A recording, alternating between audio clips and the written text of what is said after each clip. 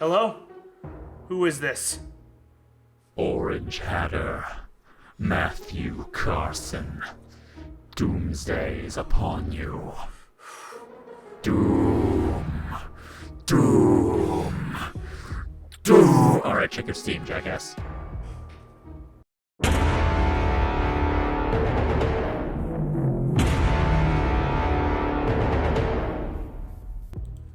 You didn't answer my question.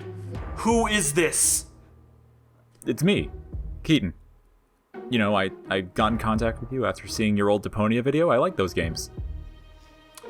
I am drawing a blank, actually. I'm in your Discord, like, all the freaking time. I got nothing. We're talking in said Discord right now.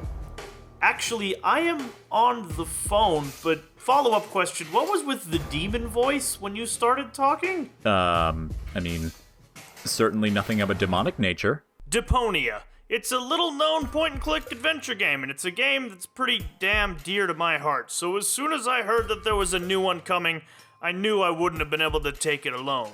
So today, I have with me Keaton, who is a pretty awesome YouTuber and pretty awesome streamer, and we are going to tackle Deponia Doomsday. Deponia Doomsday is a, kind of sequel parallel story that really kind of came out of nowhere. I believe the design lead referred to it as a parallelquel.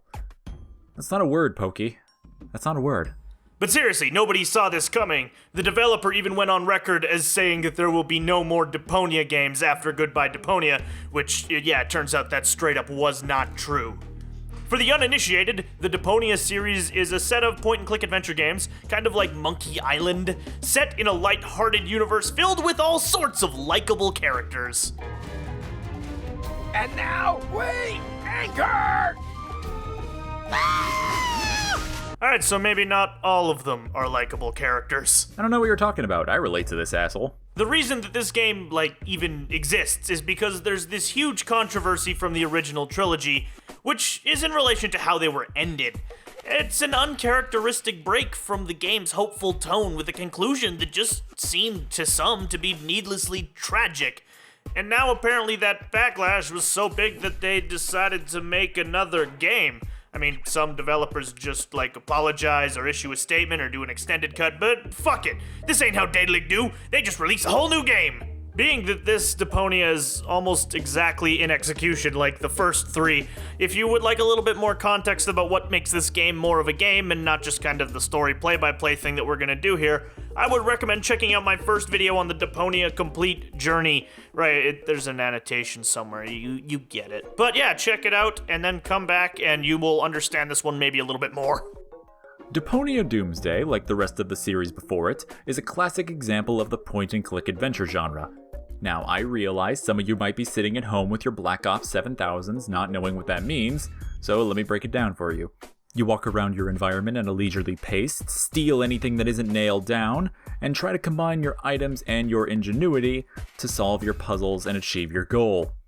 That goal being anything from acquiring an elephant gun, closing a time portal, or avoiding your girlfriend's crazy mom. Or you just play it like I do and click on everything with everything until something works. But it looks like it's the end of the world as we know it, or at least the end of Deponia, so let's get the show on the road and we open to one of those classical, wonderful huzzah songs. The sage, it's evident, there will be no happy end. Suck it up, princess, no one cares for your tears. I would like to point out that this isn't a character in the game, that is literally the game's creative director telling you to suck it up. And our adventure begins upon Deponia, which is now considerably colder than it was before, and Elysium considerably more not in the sky anymore. You maniacs! You blew it up! And then we're immediately dropped into the game's tutorial. A tutorial? Seriously? I don't really think there's much to learn besides left click and right click. I don't know, to the extent that you need to click the— oh wait, no, they added quick time events! Innovation. But it seems like we're being stalked by something sinister from the shadows. We better hurry up. We can't let it catch us. We can't let— oh my god, what the hell is that? Oh my god, it's like living in Florida but with more jaundice. It looks like a rejected Kremling from Donkey Kong. After facing down potentially the least intimidating monster I've ever seen, we are off to blowing up the planet, apparently. What? Yeah, really. Like, seriously, that happens. Except not really, because it was all a dream. Good writing. And this sets up our reunion with Rufus. Regular Rufus, not Solid Snake Rufus. No, seriously, dude in the intro is voiced by David Hayter. It's awesome. Regardless, Rufus is back to his usual schemes of trying to leave his crapsack planet for a nicer life on Elysium. Really, it seems like we're back to square one. So were the first 3 games all a dream, or what? And who is this guy with his admittedly sweet mustache? The plot thickens. Turns out we're not left sitting in the dark for long. This is McChronicle, and he's looking for abnormalities in time. Seems like a crackpot until it realizes his time machine car thing actually works and completely resets the day's events. So how do we use this potentially world-changing, earth-shatteringly powerful technology? We use it to stop him from backing up into a pile of meticulously stacked glasses so that our current girlfriend does not break up with us. Why? Why can't you just park literally anywhere else, McChronicle? Parallel parking is an art, Matt. It's an art. Well, it is clear, though, that this man is not an artist. And this ends up throwing us the first of many interesting time travel puzzles which will become a theme through the entire game. In this case, solving point-and-click puzzles with a Majora's Mask-style, constantly resetting timeline. It's fun to do. You reset time and you get that warm, fuzzy feeling as you watch the slow cascade of progress move you forward. It's like Groundhog Day if the main character was a self-serving asshole. Oh, wait a minute. Eventually, you manage to help McChronicle park by subduing the evil pink elephant trying to stop you. Oh, by the way, there's a pink elephant. So this now becomes about trapping a pink elephant, which, yes, I will give you a second to process that. Which continues to spiral downward in a way that only Rufus could orchestrate, in the committing of a number of thefts, some cons, some lies, and burning Kuvak to the ground, pissing off his imminently ex-girlfriend. You tolerated me. Uh-oh. Precisely. But my patience is at an end. You tolerated me! Oh, Tony, calm down. Matt? Matt? Earth to Matt. Sorry. What just happened? I was reliving some horribly repressed memories. Sure. But anyway, you are correct. Houses burn down, a boy turns into a man, and then back again, mass hysteria. But eventually, Rufus manages to find what appears to be a proper time machine. So he immediately sets to pressing buttons. This goes about as well as you'd expect. Head trauma and emotional scars? Head trauma and emotional scars. So we wind up traveling to the future, and oh my god, it's on fire. Oh, come on, I just got here! This is when we come across the second protagonist from the original trilogy, the girl interestingly named Goal, and she steals our time machine. God damn it. It readily becomes apparent that this is the original Goal from the trilogy. And since she's on a completely ruined Elysium, it apparently turns out that Rufus's heroic sacrifice at the end of Goodbye Deponia was completely in vain. Thanks, Daedalic. Thanks. And after this, we are whisked away to the past, to a Paradise City Elysium that is considerably less on fire or crashed. I can fix that. We go about a spiral of puzzles where the goal is to stop Goal, but not the goal that we just met, a goal from the past, from before the first game. Wow, this is gonna get really annoying to talk about. From leaving Elysium with Rufus's clone Cletus from the first game, who's kind of like this anti-villain thing. And in doing so, well, I'll refer you back to that thing about it being on fire. But just to make things that little bit extra bit harder, this is set at the same time as the start of the game with Rufus and the wine glasses, which means McChronicle's time machine is still resetting every day. Even Rufus is getting sick of this shit. In the process of all of this, we meet Ronnie in the computer core, a flower avatar of Elysium, and somebody who becomes keenly aware about the time loop and starts to use it to his advantage. Where have I heard that before? And then we get back to the usual set of puzzles in an attempt to fix the day reset and get off Elysium before it happens, as well as, stopping Goal from wandering off. and, a little bit of genetic remapping of various alien species later, and, doesn't that thing look like the Geico Gecko's angry biker cousin from the first 10 minutes of the... Oh, crap. Turns out Elysium really was an inside job. And after escaping Elysium and winding up in a scene that is totally not foreshadowing something coming up later, or earlier, you know what, I'm completely lost. In fact, you know what, where the hell even are we? I've got a family to feed. You know what? Forget I asked. Oh hey, I live near this neighborhood. Now the name of the game is just to leave, and the only boat in the area belongs to this charming clown pimp thing.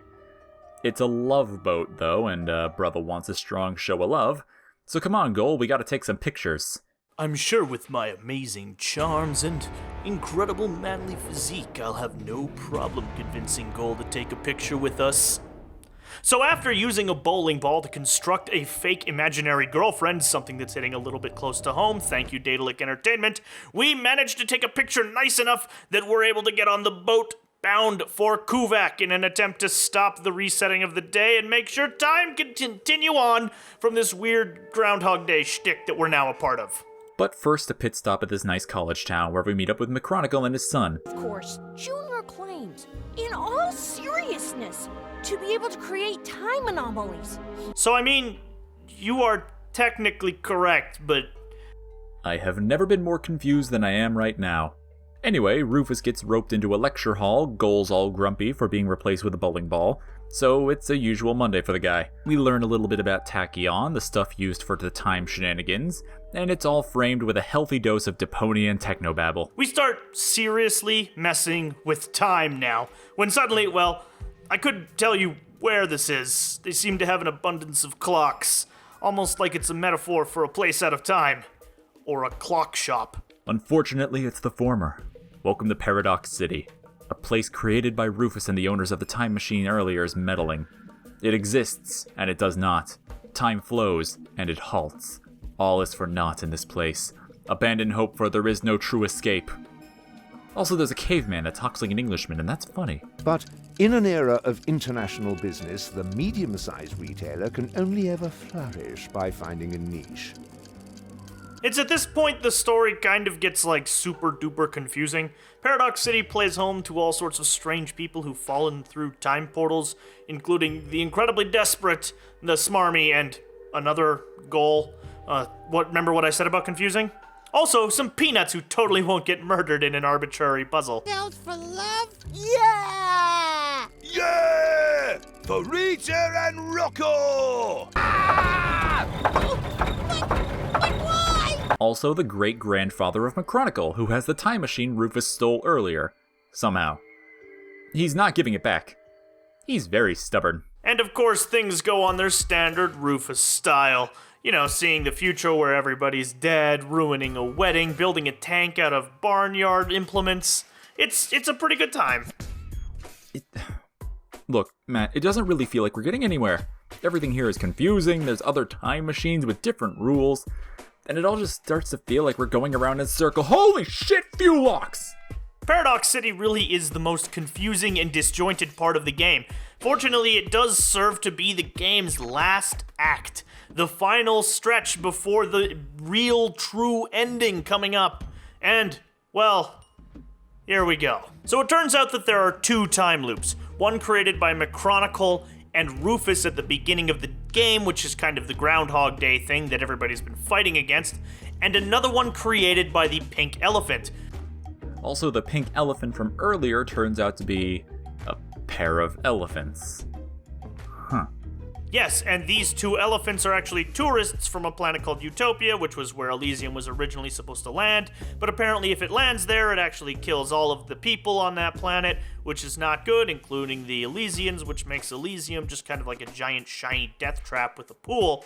And it doesn't work out, so these two elephants are going back and around time to try and stop it from happening, and they think that they need to kill Rufus to do so, but there's another Rufus when they try and kill him, who sneaks into the back seat, and then he kind of like pulls the thing and convinces the original Rufus from Goodbye Deponia that he still needs to let go, even though Goal saves him, because then he goes crazy and then blows up Deponia, so he has to stop the time loop by convincing that guy, and then Rufus has to fall to his death at the end of Goodbye Deponia, along with the Rufus that they picked up was in the back seat. But then there's another Rufus who's back in time at the beginning. Oh god, this is insane! I'm sorry to say this, Daedalic Entertainment, but the last hour of Deponia Doomsday is kind of a mess. But it works, and it does what it set out to do. It gives context to the ending of Goodbye Deponia. It shines some light on it and gives Rufus and Goal a chance to say goodbye. It takes that ending and clarifies it. It makes it stronger. Despite the fact that a lot of people didn't like it, and I actually was kind of neutral on it, it's a good way to come back to that ending. And I think it works, despite time travel stories almost universally ending up being crazy. Not to mention another fun journey and a new shiny entry in the point-and-click genre.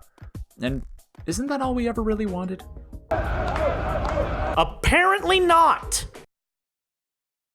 Hello and thank you very much for watching this very special episode of the Orange Hatter Show featuring Keaton Long from Keaton Long Gaming. You should check out his channel. I have a link to one of his videos right here where he makes fun of Kingdom Hearts, which is something I love doing, so that's awesome. But thank you to him to coming out and helping me review a game that is awesome and I love so much. The Deponia Doomsday, the final, hopefully, maybe final episode of the Deponia thing. Yeah.